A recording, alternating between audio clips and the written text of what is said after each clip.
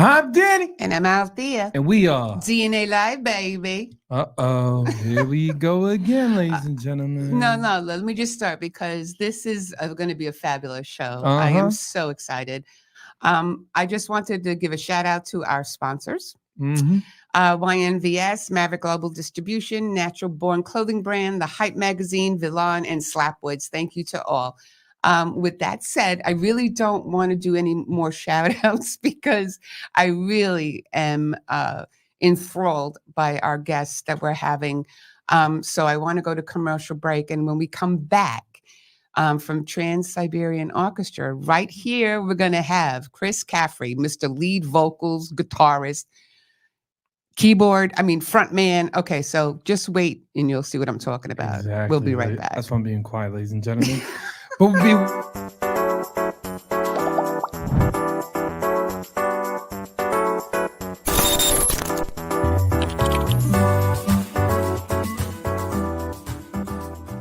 Eres bella, tus ojitos me iluminan, aunque no quiera, me tiene loco en la cabeza. Guardo tus fotos, no las he borrado, y tus besitos no los he olvidado. Eres bella, I think about you all the time, but it's been 2 years now since I last saw you, y no sales de mí. DNA in the house. Make sure you check out their radio station that what Miss J and the Misfits are on. Let's go.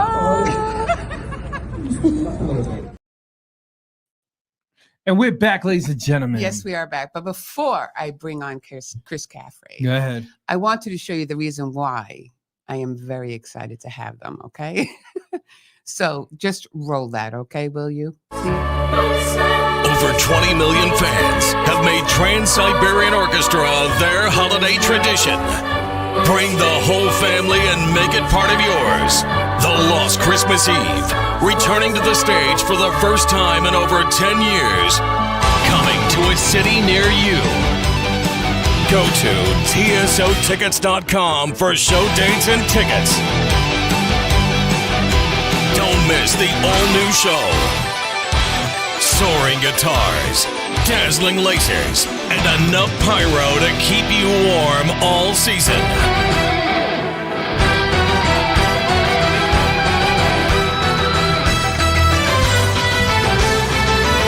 Coming to a city near you. Go to tsotickets.com for show dates and tickets. The Lost Christmas Eve, live in concert. I just can't. I could replay that over and over and over and over again, but I can't because I want to get this gentleman on the show. Okay. So please welcome the front man for Trans-Siberian, the lead vocal, guitarist, bass guitar, and keyboard, Chris Caffrey. Welcome to DNA, my brother. Actually, you mentioned I really don't play. I do play bass and keyboards, but not in the TSO show. Okay, not in the guitars. I do some vocals, and I am the front man of the band, which is something I've done since the very first show we ever did. And it's kind of funny because when that position came to me, we got to do the shows, and we had 7 shows brought to us the very first year. We weren't even sure we were going to be playing. We were filming the Ghost of Christmas Eve DVD, and a radio station in Cleveland, WNCX, and a gentleman named Bill Lewis, they came to Paul and on TSO and asked us if we would play live. And Paul came to us and said, "What do you think?" And everybody decided to go ahead and try. So we never played before. So we booked the first show, and they released the tickets. It sold out. The second one sold out. The third one sold out. So there was 3 in Cleveland. There was 7 on the first tour. But the one thing I don't think we really thought about when we were rehearsing was like, wait a second, who's going to talk to the audience? Oh, it was kind of like, I don't know if you remember those Life cereal commercials. It's like Mikey, he'll try anything. Kind of like with me, when we were doing the Ghost of Christmas Eve DVD, they had the this one intro to a song where there's a joy to the world being sung by a young boy. And I guess at that point in time, I was the youngest in the band. So, and they wanted me to dig, you're going to do it. I said, I am.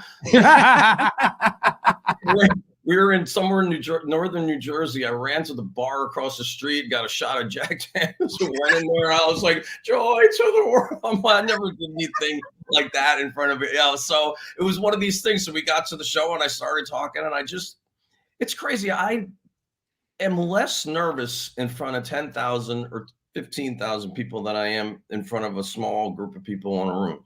And I don't know why that is. I think that you don't necessarily focus on any one. And the only time you actually do get nervous is if it's like your mother in the audience. Because for some reason, she'll stand up and say something, she's got to get noticed. But and I think that's why a lot of times when we give guest tickets, the guest tickets are never really in the front row, because that either can be really good or really bad. You're either really excited to perform for somebody, you get really nervous. So I think you're able to be more consistent if you just see that, that mass of people, and then you just kind of place the energy there. But yeah, I enjoy that part of it a lot. I get a chance to go up there and a lot of times find things to hopefully, I like to make the people in the band laugh. So if there's some inside jokes every once in a while that they'll get and people won't understand, but it's a very fun job. And speaking of you were talking about the sellout tickets and stuff like that. I just found out that TSO was number 10 in ticket sales. Yeah, actually, after last year, because we were number 11 the year before that, but we moved ahead to number 10 in the last 40 years worldwide of ticket sales by bands. And the list is past the Grateful Dead. Yes, we did. Yeah. It was. Is that insane? Yeah. Yeah. No, it's surreal because I don't even know.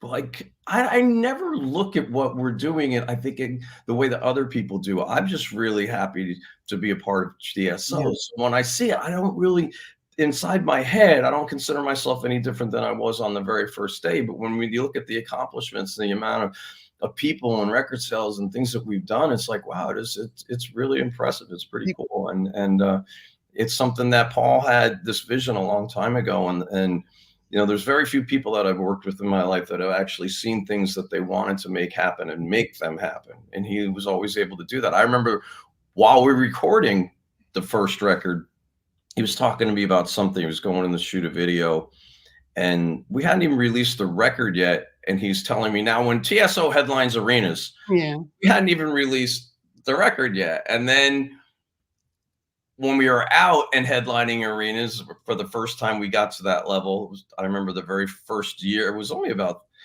3 years into the tours that we added a couple arena shows. And he was coming up and go, now when we headline stadiums, and if you actually look at the math, when we play, because you have your East Coast tour and your West Coast tour, if say one's playing Dallas and one's playing in Newark, New Jersey, Dallas could have 25,000 people between the two shows, and so could Newark. So that's a stadium worth of people we're doing in a single day. So it's like we couldn't actually go outside in Cleveland in December, but we have that amount of people showing up. So it was just really awesome to be a part of working with Paul. I'd actually started working with Paul when I was 17. So. I know, Mike. I read, I know offense, but I read your bio and everything, and just like your whole journey up until, you were like, your first demo tape was at the age of 14, right? Oh, wow. And then everything that you did up until here,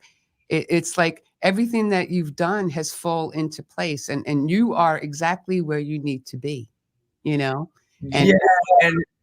it, like I said, it always rotates back around to Paul. And I always think you need to be in the right place at the right time. And when I tell my story, it's kind of funny when people ask, well, how did you do it? And I was like, well, besides the fact that I was able to play, and I, back at the time when I got involved in my first signed bands, MTV had just come out. So I had a pretty boy look that was, so I was able to play heavy metal, but I was also like, the pretty boy face for the heavier bands. And I think that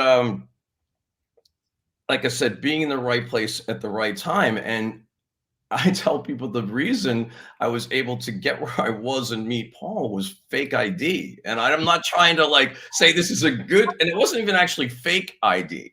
It was my brother's ID. Show me going back in age. My brother was 19 when the drinking age in New York was 19. Okay. And I never even drank until I was out of high school. So this isn't saying anything about drinking. It was about the fact that we wanted to go out to rock clubs and places that you couldn't go. I was 17, he was 19. So at 19, you can get into the clubs. They moved the age to 21. Oh, okay. And they grandfathered the 19-year-olds in.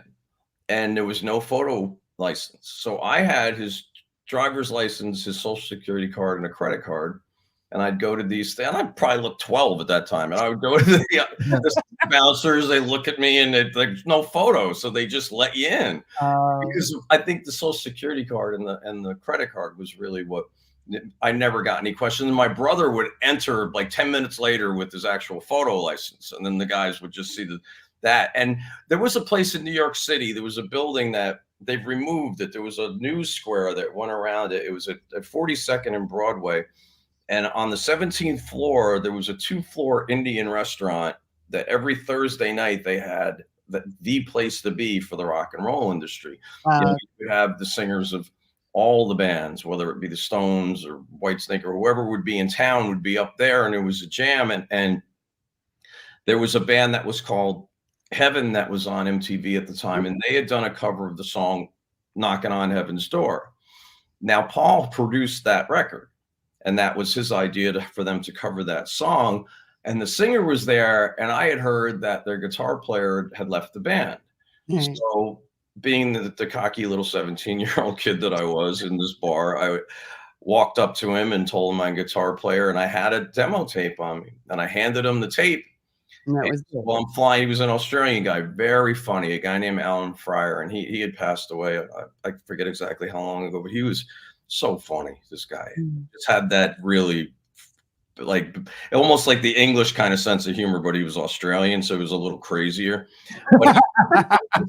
And he actually called me from LA and said, I want you to do this. You know, so it was pretty crazy. I mean, like I said, obviously I was doing something that was good enough, but at that period of time, I went into the management office and I met Paul, and he was working with Lieber Krebs, was just like the biggest rock and roll management company ever. So many people had spawned that. At that time, Paul was managing with AC/DC, Def Leppard, Aerosmith, Ted Nugent, the Scorpions. They had Cameo. It was just so many different things. And I'd walk in there and there would be like Joe Perry over here. It was just like mind blowing as a little kid to see that. And then there was Paul, and he produced the Heaven record, and the singer in that band was kind of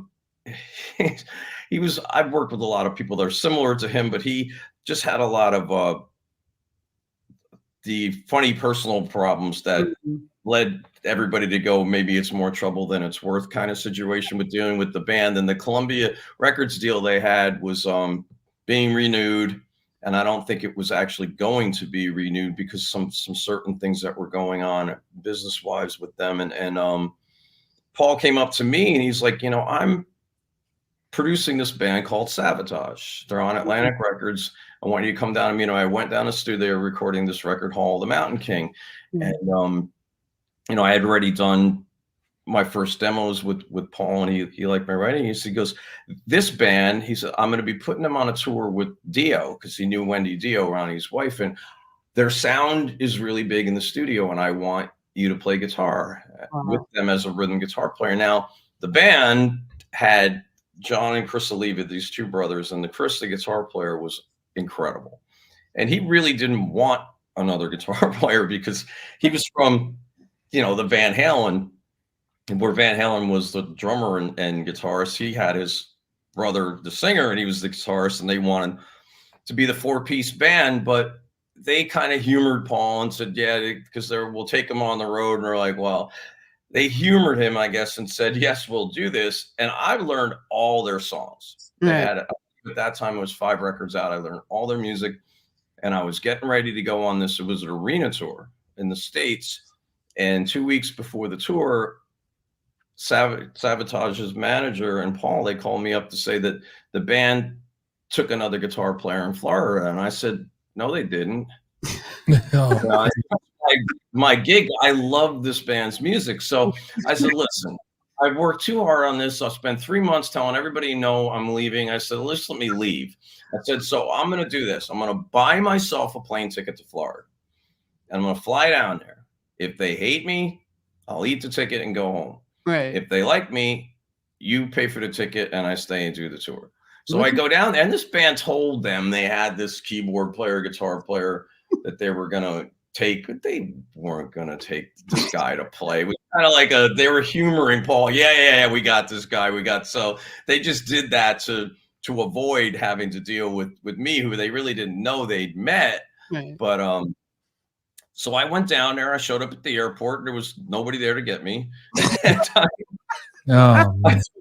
I took a cab like a half hour away from the airport somewhere to a storage facility place that a friend of theirs knew that they rehearsed in. And I walked in there, and the guys were like, well, they said, what do you want to play? I said, anything. I said, what do you mean? I said, anything. Pick a song. I said, I know every one of your songs. So they picked like a really obscure one that they didn't think I was going to know. And we played, and I could just see the look on their eyes. Right. It was something was happening. And it was me and Chris. He was far ahead of me at the time as a lead player, but rhythm wise, we came from the same egg. And when we played together, it sounded like it was two of him.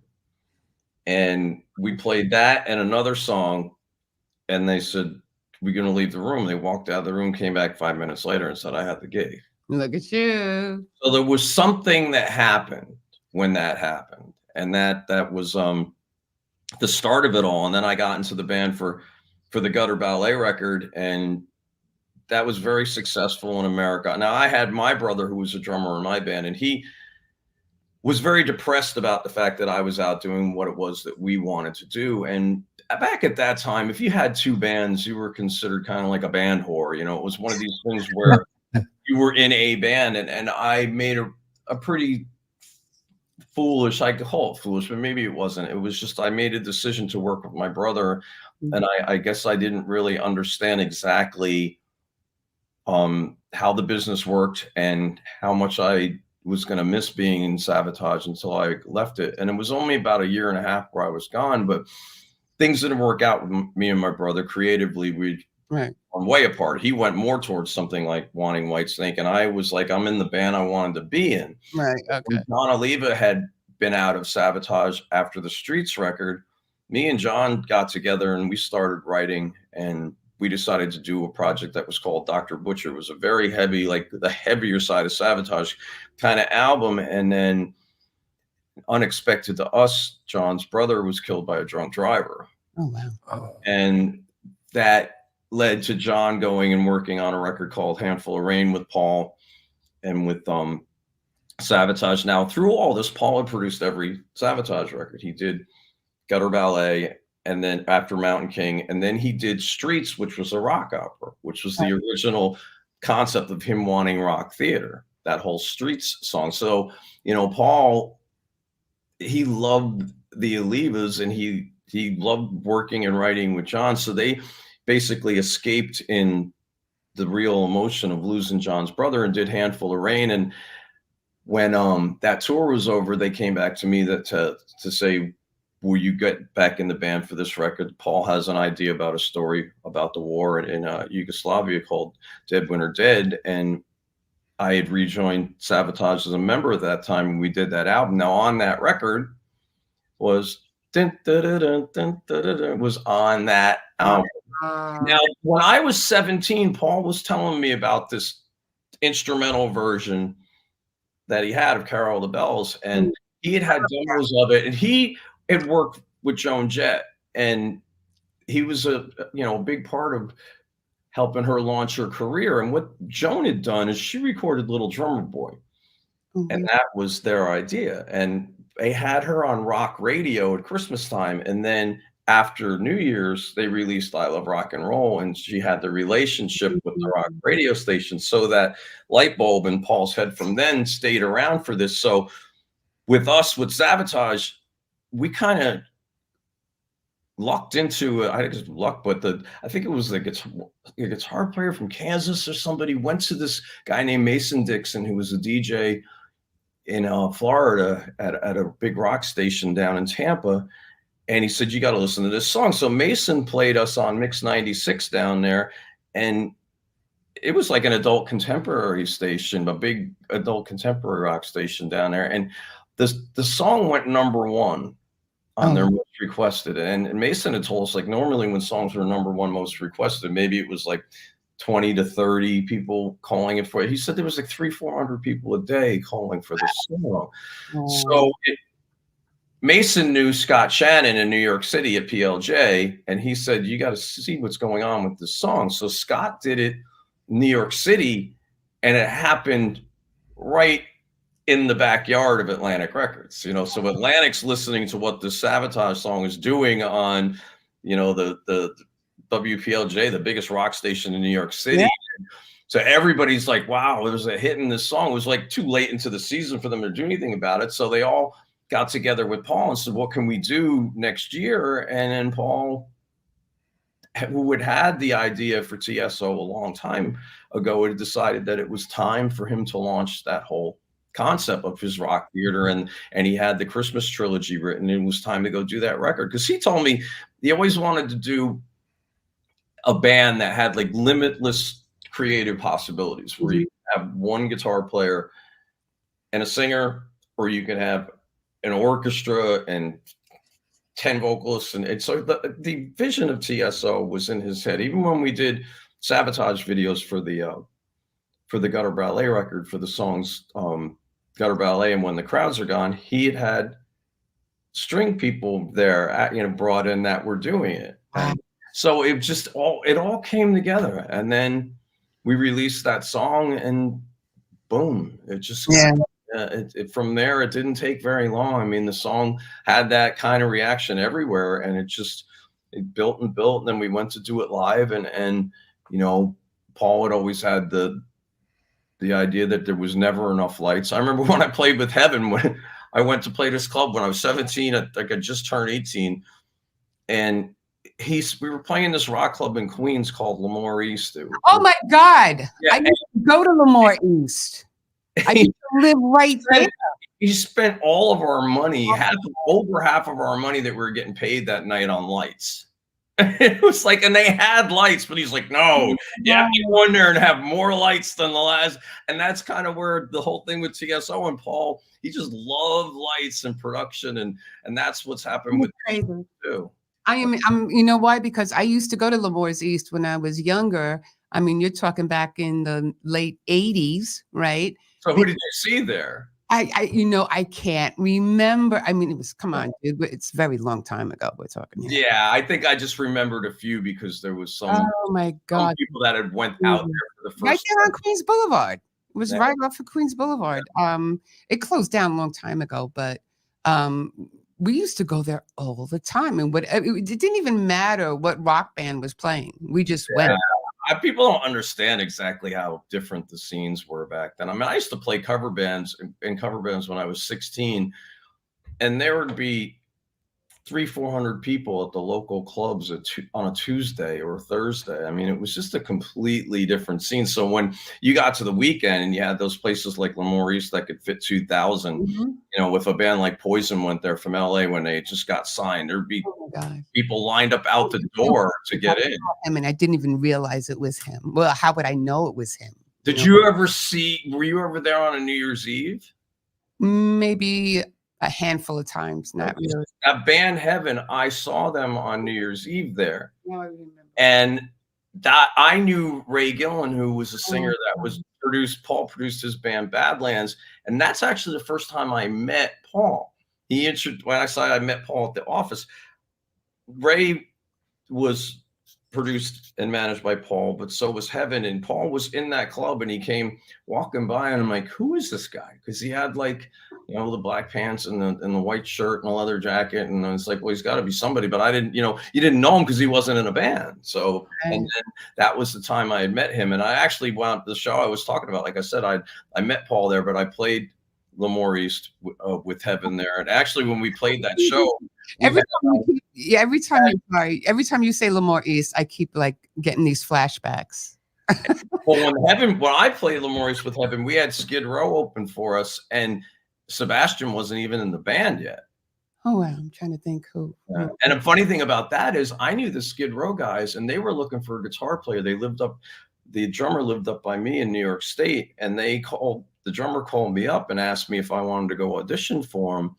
And I turned down the audition because I was working with Heaven. So I passed on going to audition for Skid Row because of that. So that was kind of, you know, there was a very tight circle. And then, you know, like I said, back at that point in time, I just had that kind of image. When I was out of Savatage for that 1 year, I was in 3 different, you know, I was in Savatage. Then I did this thing called Big Mouth that Atlantic had. It was like a heavy metal rap band. And then Atlantic put me in this band, Dirty Looks, that the president of Atlantic wanted a certain producer to work with, but the singer would not listen to Atlantic, and it kind of hurt things with that. And I didn't, that singer in that band, he put a cigarette out in my arm while I was driving a rental car on the 101 in California to see what it would do. He was bizarre, this guy Henrik. He was a really good singer. He's just one of those people that you run into that you're like, they do exist. But yeah, the RC. I had left Dirty Looks, and then the Lever Brothers came back to me for Savatage. So I was literally in multiple bands in Atlantic in 1 year. I was like their house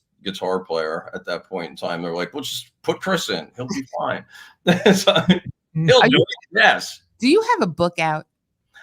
I should. You should. I really should. I think that everybody I talk to says that, because once I go through the stories, there's so many of them that it's actually book worthy. But I mean, there's maybe some things in there that I wouldn't want to be in a book. So maybe I might want to wait till like I'm about, you know, however old I'll live. Say I'm 115, I'm 115 and I got a year left. I'll put it out then.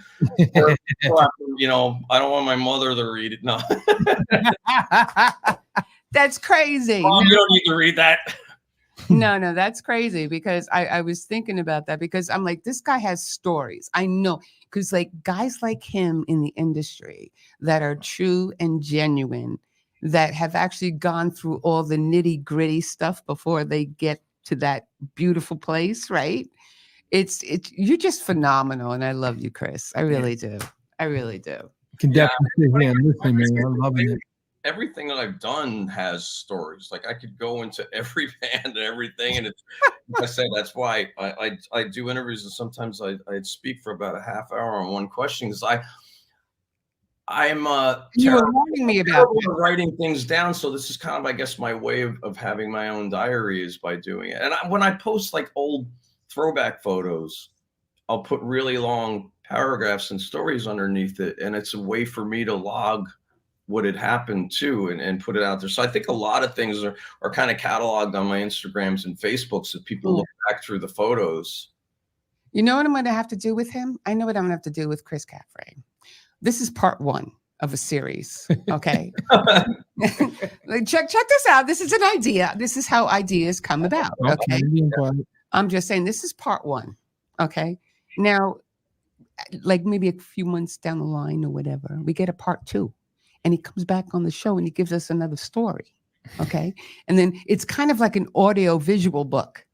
There you go. You know what I'm saying? So as he's traveling, right, and he's doing the country, because I know you guys are going to be all over the place until December 30th, right? Yep. So as you're going by, we click in on him, right? And we get a talk like for about 15, 20 minutes, and he gives us an idea of what's going on and everything. And he gives us a path of what he's been doing, right?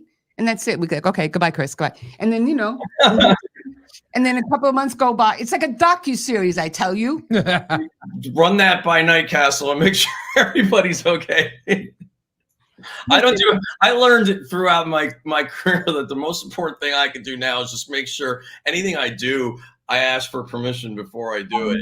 It's like this way. It's like, and then if I mess it up, then it was like, well, I messed up after I had permission and I didn't mean to do it. But I just found that I like to avoid as much drama as humanly possible. Listen, I was the same way. You can ask Adam. I probably hounded him enough times before this interview. Okay, because I go by protocol. And I think they've grown to a point now that they realize that I have, I guess maybe the word's grown up. I don't know if I'll ever actually grow up, but I think they're willing to trust me now. You know, I think 20 years ago they might have been like, maybe we should. We don't know how this could be an interview at noon, and I might have just got back at 11 from being out the night before. It's like maybe it's best if we wait. And then now we're like, I think we could trust them. Well, but let me tell you, you've been a treat. I mean, this has been phenomenal. I mean, I was like, oh, okay, you know, we'll see. But because you don't know every time what the guest is going to give you. And when you first came in so we can get a video and sound check, it was all over for me. It was all over because I was like, we need like 2 hours with him. We can't 2.5 hours. He was right too. Somebody Christmas lights in their room. I decorate every hotel room I go to. Oh, there you go. It kind of depends on how long we're there, how much I put in the room. And I have a road case in the arena that goes in with when I talk to the audience to do the charity checks. I used to do it when I was introducing the band, but I don't have enough time to get the shirts on.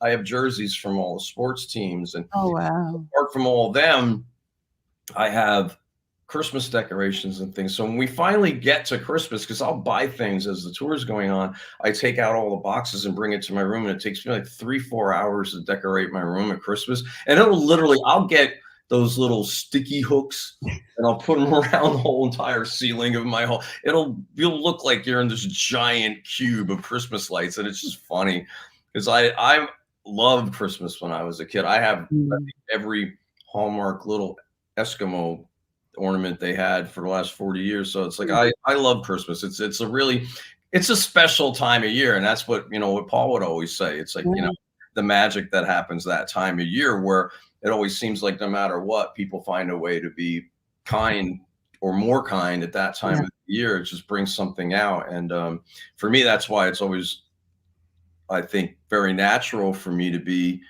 who I am on that stage that time of year. Because it's like, I have absolutely no problem being Santa Claus. It's like, it's like I go up there as I always say, it's like I'm the David Lee Roth of the winter season. It's like I enjoy that because for me, it just fits my personality. I remember when I was 16, I think, I went to my best friend down the road. We moved out of town, but I went back to his Christmas parties on Christmas Eve, and I managed to figure out a way to attach the pole from a artificial Christmas tree to me. I duct taped it around me, and I stuck the Christmas tree things off of me, and I had lights on, and then the top of the tree was on my head, built into a hat, and I had an extension cord. Oh, I show up at this party with this like 50-foot extension cord so I could walk around. And I went to the party as a Christmas tree. Oh my God. At that point, people were just like, it's not really that normal, but it's like kind of the irony of, where it was that I, wound up and what time of the year and what we do with lights and everything like that. So it was just kind of natural for me to be lit. I can't talk. Don't even go further.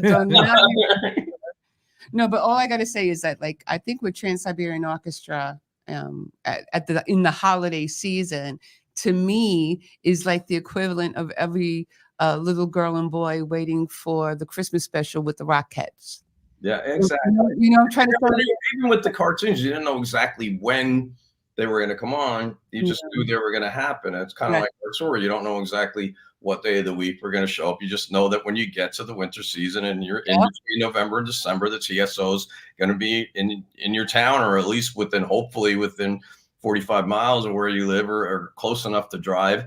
And yeah, it's really awesome. And the thing that gets me every single year, I'll do the charity thing before the show, because we give $1 from every ticket sold to a different local charity, and we set that up with the radio stations, and we went over the $20 million mark. Oh, wow. Yeah. And I'll go up there and I'll ask the audiences, how many of you have seen TSO before? Oh, wow. Usually half of them haven't. So it's pretty crazy. They may not have seen the show. I've never seen it. Yeah. So yes, but my thing is, it's just like, it's so incredible that we're still getting the new one, but you bring the people back, and they bring back maybe their uncles or their aunts. Right. But on the other side of the thing too, the people that maybe if they would tell us, I hadn't spoken to my dad in 10 years, and I called him up and brought him to the show, and now we talk every day. So it's uniting people too. And a lot of those things that happen in the stories about, ornaments about somebody not being there on Christmas, or not they have passed away, or whether or not they just haven't been in your life. So it's like that way of uniting people, and that single act of kindness. I think that's kind of, we're like one giant act of kindness.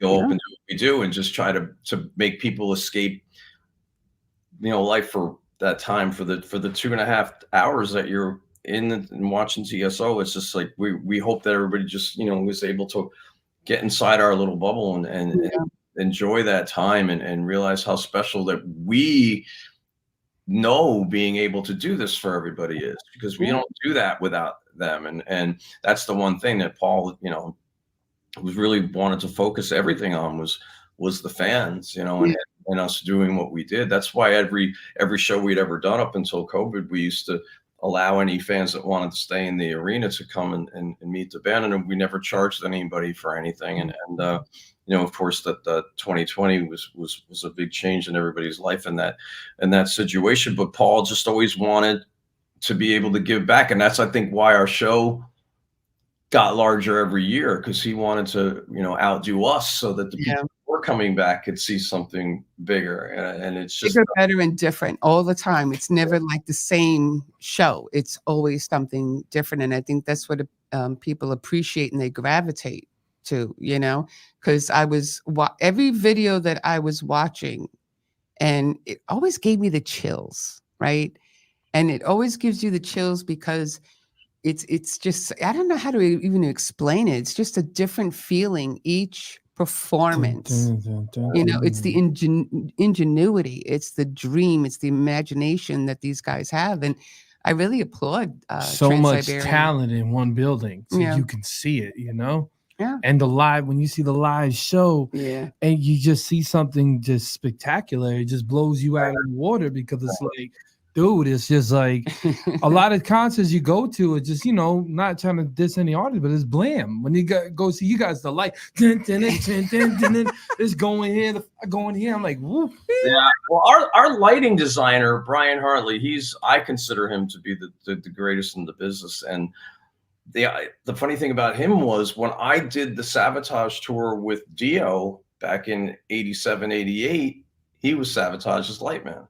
Paul had hired him then. So I've been working with Brian as long as I have Paul. He was my very first professional light man. And I remember when we were playing with Dio had a guy named Dave Lights doing his lights, and he was Iron Maiden, used to work for Maiden. And he always had these really cool light shows with Maiden. And I just remember seeing Brian and Dave Lights. They would stay up every once in a while. Dave would travel on our bus, and they'd be up all night long designing these light shows and arena shows. And Brian, was still on a kind of entry level, getting into the business bigger and bigger. He was pro, but building himself to that level. And now it's just like, he designs for other bands, he does for this, and he's on our tour every night doing our lights. But he's a big part of what was able, when Paul had ideas, he'd give them to Brian, and Brian would take his. And then now that Paul's passed, I mean, Brian just, he takes it, the bull by the horns, and just, he does so many cool things. And I used to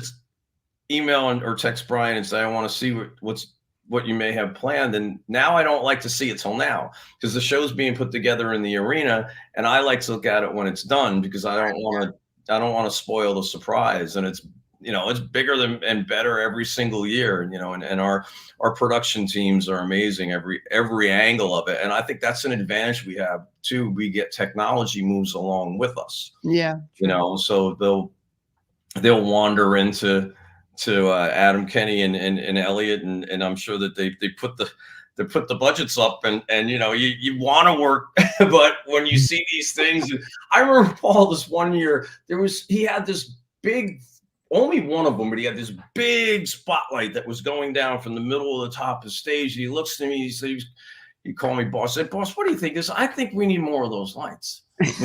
One of them at that time, I said, yeah, I probably do. He goes, because I could see there being 4 more. And these lights were gigantic. And it took a whole additional semi to be 4 lights. And it happened. And I could only imagine being a fly on the wall when he wandered into Elliot, into the management's office, and Elliot and Adam and them, and said, we're going to add another truck of 4 lights.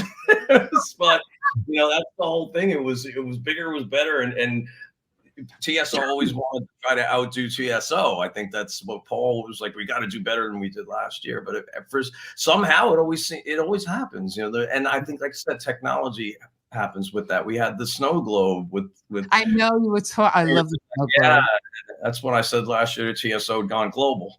And, that was a good one. That was a really every year that we're able to see the newest technology of everything, lights and in the videos and in the way that the animation works. So it's always fun. I just tell everybody I've got the greatest playground in the world. Yeah, you do. Let me just say one thing. I just want to know, when you're in the commercial, right, and there's the 5 guys, the 5 of you in the front, right? Yeah. Which one is you? Well, I don't know. It all depends on which video it is, because sometimes we move around to different spots, and then sometimes, like I said, you have the East Coast and the West Coast band. So I usually somehow in those lines, I usually wind up on the left, even though I stay on stage right most of the show, and it's kind of where we rotate around. Yeah, because you know how many times I had to play that video trying to figure out which one you were. Yeah, there's lots of different ones. Like I said, you just, it depends on the song too and where it is. So it's near the end. Well, I have too, when and we just had a loss in the TSO family this week. I know. I don't, you know. But why are you gonna ruin it for me? His art is on our records, but it's I know, and your guitars, dude. Yeah, and my 5 guitars are the only ones that have them. We have to. This guy, his God rest his soul, Greg Hildebrand. Go ahead, you can tell him. Well, Greg is a legend. I mean, his artwork.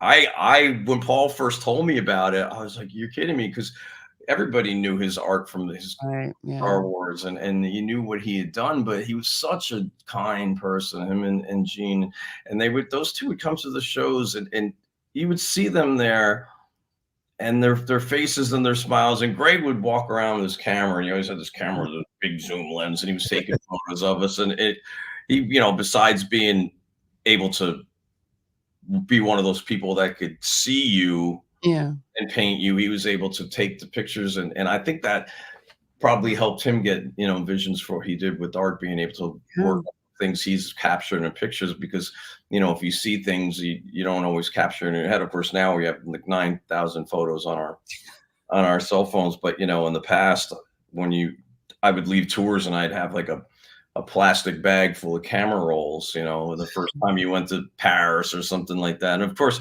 you'd go and you'd pay to develop them, and a roll of 24 had like 5 pictures that were good. True. That was the joy of the photo companies. It's like, because you needed photos and you never had a complete roll of good ones. Yeah, no, but I did see about him, and I was like, oh, you know, because that he did, and it just, I loved his work, and I was so blessed to be able to have that work placed onto my guitars. Right? Yeah. And I have a guitar. We had special guests with TSO, and I had a white Les Paul that one of the first guests was Joe and Jet, but we didn't know we were going to make having special guests be something Paul was going to want to do every year. And since Paul had passed, we weren't doing that again, because that was his people he knew and his placement of that together. But we had Ian Hunter come out to Cleveland, and we did Cleveland Rocks, and I had my Les Paul, and I gave him a Sharpie, and he signed it. And then it just kept going. So Steven Tyler's on it, and Waltry's on it, and Leslie West is on it, and Robin Zander from Cheap Trick. And then when Joan came to play with us on New Year's Eve of 2014 into 15, I said, Joan, you never signed this guitar, because she played the Garden with us the very first time we played. So she signed it, and Paul was standing next to me, and I said, Paul, you got to sign this guitar for me. And that actually happened to be the last day I saw Paul. Oh, but on the back of that guitar, I forget exactly where we were. It was probably one of the shows that Tyler or Roger Daltrey did, where I saw Greg there. And we also had Greg Lake from Emerson, Lake and Palmer was around a lot too. And he had passed away. Well, he's on the guitar. But I said, Greg, I'm having, musician people sign the front of this, but can you sign the back? So Greg's signature's on the back of that guitar.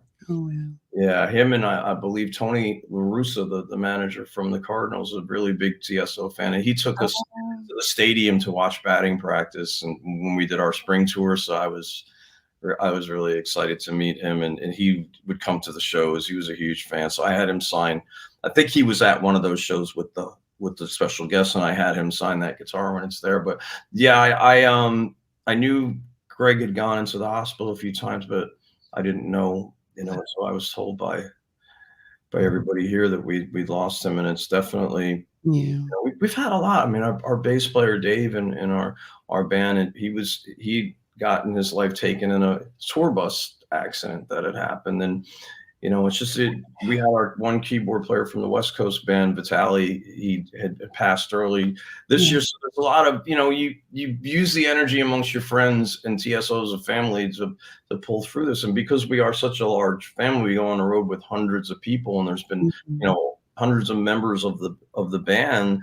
I think we see a little bit more than most people do in total of that. So you just find your ways to gather around it, and I stand up there, like as we're doing Lost Christmas Eve this year, James Lewis, who was on the East Coast tour, he was the original singer of Christmas Nights in Blue, and he had passed on it. So you just have your memories of these people, and the Three Kings song was Daryl Pettiford, the singer that did the Music Box Blues, and he was my roommate when this started, because and Daryl was somebody that passed. So I think that's, like I said, when we would do songs like Ornament on stage, you just conduct that energy. And there's lots of times when I'm up there and I just start crying, and it's just because I'm thinking of Paul, or I'm thinking of these people, Daryl or Dave, and things we did on stage and places we've been, and it's definitely something that I think it helps to give you strength, knowing that first of all, I was blessed to be able to work with these people and have them as a part of my life. So to be able to keep Paul's legacy alive and to bring those along with it, Greg Zart and the singers that did the records and the people that performed the videos and stuff like that. I think it's just all part of keeping that, that whole magic and legacy alive. Let me just tell you, you really got to write that book. I'm telling you, I know, you're worried about your mom reading it or whatever, but you know what? You got to write that book. I just want you to know that TSO I am a big fan of TSO. It doesn't mean I need tickets in front. Okay. Cause I'll be fine backstage. Anyway, with that said, listen, you got to throw it in. You got to listen, a girl's got to work. Okay. So I just wanted to say, because I really appreciate you coming on the show. I mean, I could sit here for hours with you. You don't know. I mean, you are just full of life stories. And I mean, it's so nice and heartwarming. And I look forward to you being on our second docuseries. Whenever you want, we'll get that cleared up with Newcastle. Nightcastle. Sorry about that. It's Sunday. It's a football day. So Newcastle comes in. It's the... I'm rolling here. But again, But again, I really appreciate you coming on. And of course, if anybody wants out there, you got to go see TSO, babe. It's tsotickets.com. Find your ticket today. You can't get the tickets I do because I'm going to be backstage. So there you go. If anything, thank you again, Chris. I really appreciate it. We got to do another series. Dan, you got to tell him. You got to say anything. Listen, it's phenomenal, honestly, to meet you and everything that you have done. And it's hilarious because every time I hear that song, I always think about Christmas. And you I know Christmas let me just say one thing. Go ahead. At first, because when I had said, we're going to have Trans-Siberian Orchestra, he's like, what? And I said, dun, dun, dun, dun, dun. He's like, oh, yeah. It's like you showed that commercial before, and we'll be out here, and I'll turn on a television in the morning, and you'll flip on the channel, and it'll be the first thing you'll see. You'll walk into the mall, you'll hear it. You'll walk into all the stores. So everywhere you go, that's what you do now. On the football games, and you'll hear the songs, and it's a homecoming. I'm telling you, every time. These guys. The fact when I read that you guys surpassed the Grateful Dead, which by the way, their number one song was named Althea, but you passed them up. Okay, number 10 in ticket sales. And, their first number one hit was Althea. But I'm just going to keep pushing that along. But all I'm saying is this is the reason why they have the ticket sales they do, because the show is phenomenal. The people are phenomenal. The instruments, everything that you guys do is phenomenal. So I applaud you time and time again. Thank you for coming on the show. Thank you so much. It was an honor having you. And we'll see you real soon. I'll just, schedule the time and everything, and we'll keep up. Absolutely. And just be safe and happy this holiday season. I don't speak to you before Thanksgiving. Don't worry about it. We're going to get in touch. Okay. Good then. I'm looking forward to it. We start playing live next week, and I know that when I get onto the stage for the first time, and you've ended the rehearsal stages of things, it's kind of like it just goes to a different. You go into a different mode to where you kind of just go into living. You live on the bus for the couple months, and it just changes. And I loved every part of the process, but I really enjoy when we finish the first shows, and we have two the first day in Green Bay, and you get on the bus, and the bus starts moving, and it's like, for me, then it's like you're on tour. Yeah. As soon as that bus starts moving, right, you're on tour, and that's where I look forward to it. I look forward to seeing everybody on the road, and thank you again. This was a lot of fun. No problem, thank hon. you so much Just for being remember, on. DNA Live every Sunday, 8 p.m. We might have Chris on next week. Who knows? I don't know. He may even call me. I don't know. But just stay tuned. Love you, Chris. Love you. Thank you. Peace out, everybody. Peace out, ladies and gentlemen.